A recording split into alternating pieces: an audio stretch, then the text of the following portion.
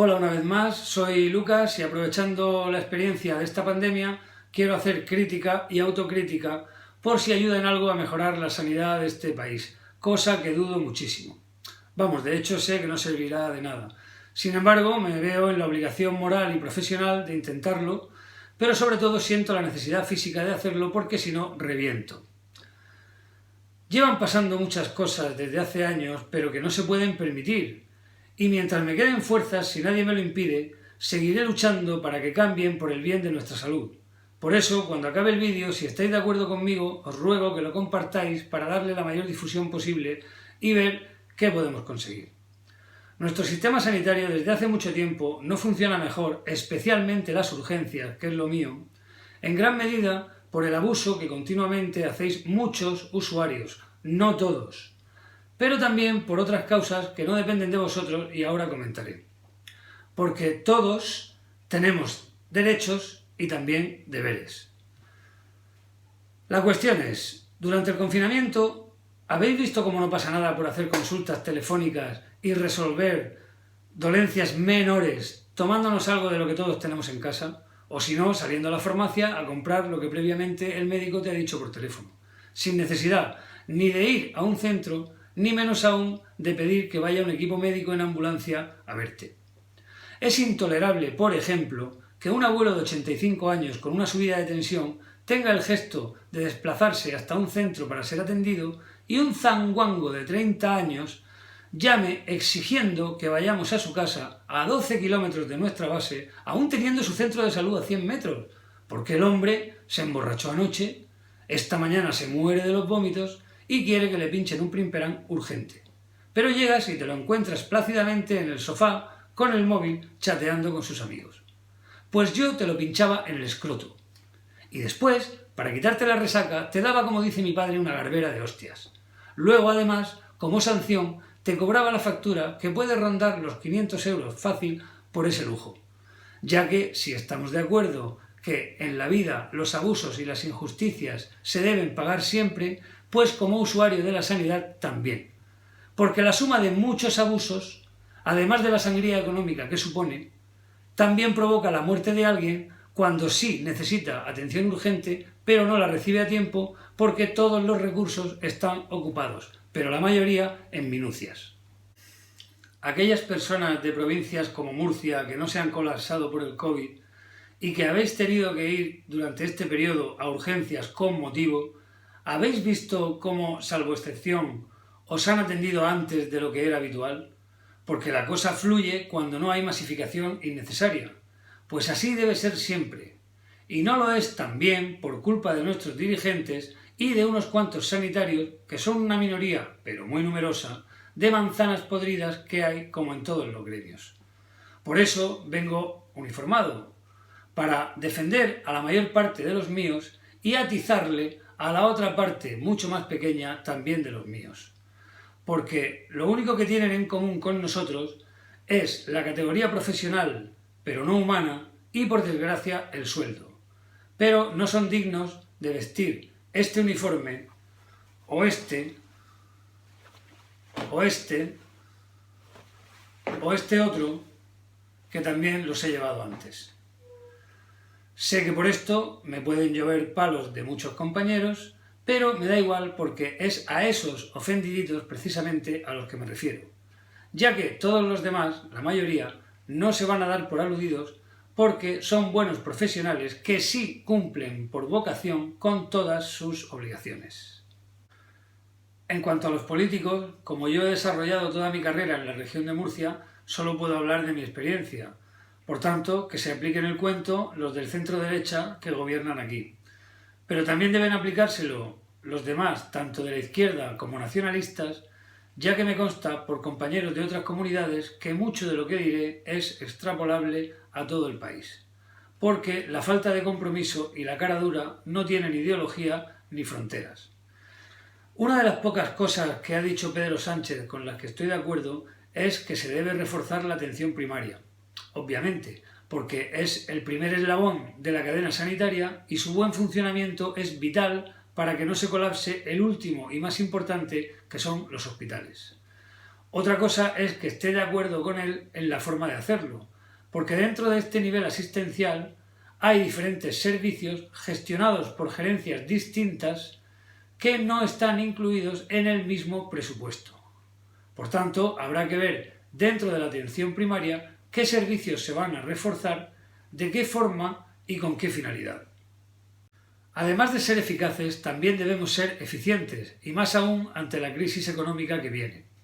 Por tanto, para aumentar la productividad, antes de gastar más dinero, hay que optimizar en primer lugar todos los recursos que ya tenemos, porque muchos están infrautilizados en detrimento de otros que son sobreexplotados. Porque reforzar no siempre es cuestión de contratar más personal. En algunos casos sí, es indiscutible por los recortes que se hicieron, pero no en todos. Porque en otros muchos casos la verdadera necesidad no es esa.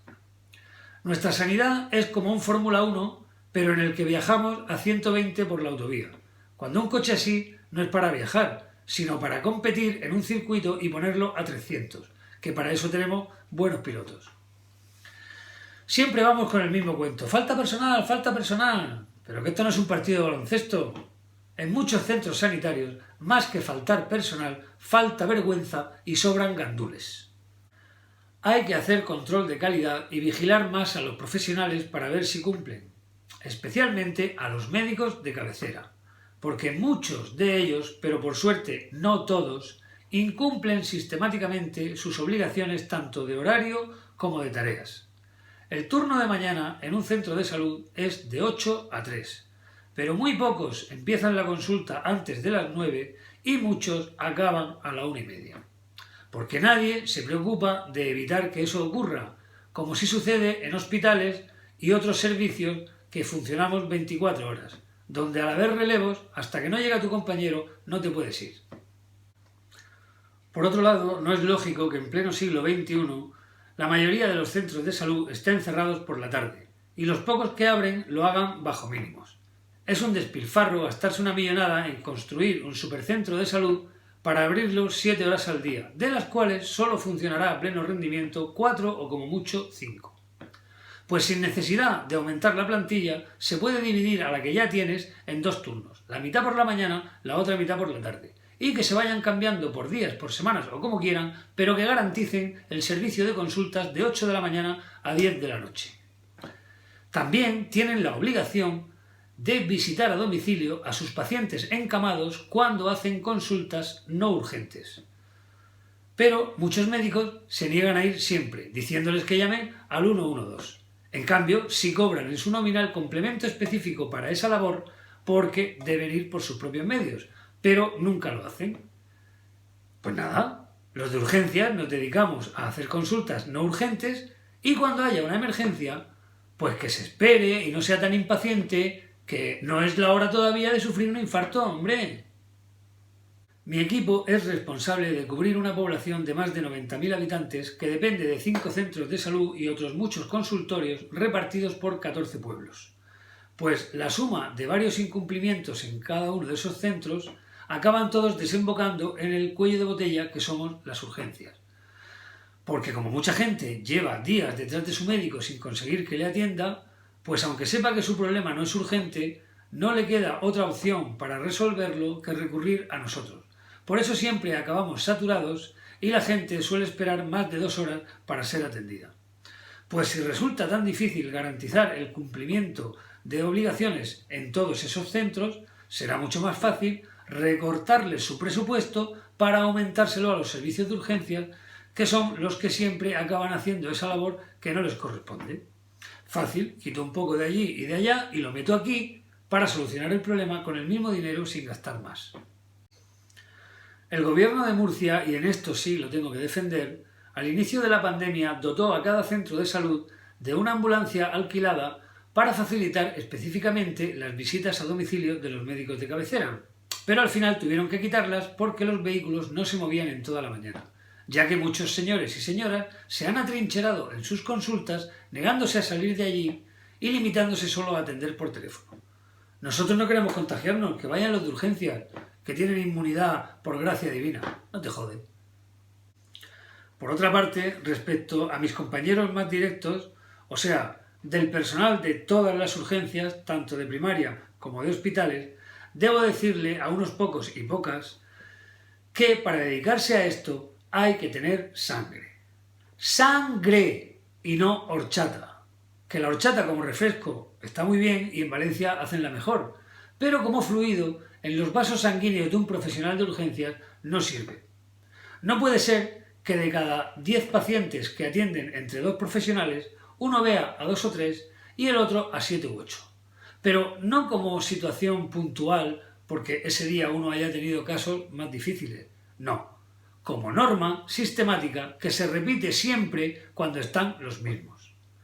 Pues, o bien premiamos con incentivos al trabajador que suda la camiseta y produce, o bien castigamos con recortes al gandul que se pasea postureando. Pero no puede ser que ambos sigan cobrando lo mismo porque es injusto. Además, en el tema disciplinario, aparte de los gandules y caraduras, es inadmisible que haya incompetentes cuya mala praxis supone una imprudencia temeraria continua, y otros cuyo desequilibrio mental es preocupantemente peligroso. Y lo peor es que los jefes, a quienes defiendo sin ánimo de hacer la pelota, no disponen de las herramientas legales para poder sacar a esa gente de la circulación, o si disponen de ellas no les permiten utilizarlas por presiones políticas, sindicales o de cualquier otra índole, y se ven obligados a comérselos con patatas. Lo máximo que pueden hacer es cambiar el marrón de sitio, como el caso reciente de un médico impresentable que la lió parda en un centro de salud y lo que hicieron fue sacarlo de allí para llevarlo a otro pueblo donde no lo conocen. Y así, hasta que la vuelva a liar en su nuevo destino, pues el pobre jefe tiene un tiempo de margen para respirar tranquilo. A mí, como a la mayoría, en 23 años jamás me han puesto una sola reclamación, mientras que hay compañeros y compañeras que acumulan tacos de quejas en un archivador. Pero ahí siguen y no pasa absolutamente nada. Señores gerentes, hay que sacar la vara y repartir suspensiones de empleo y sueldo a diestro y siniestro, porque no hacerlo fomenta en esa gente la sensación de impunidad y provoca en los demás la frustración de tener que seguir aguantando. No es justo que todos estén igual de considerados y reciban el mismo trato por parte de la administración, porque eso al final provoca que los buenos profesionales acaben quemados.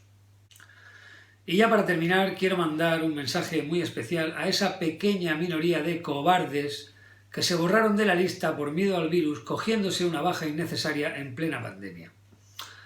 Hay otros que sí tenían motivo por ser personas de riesgo con patología crónica, pero a los que yo me refiero no.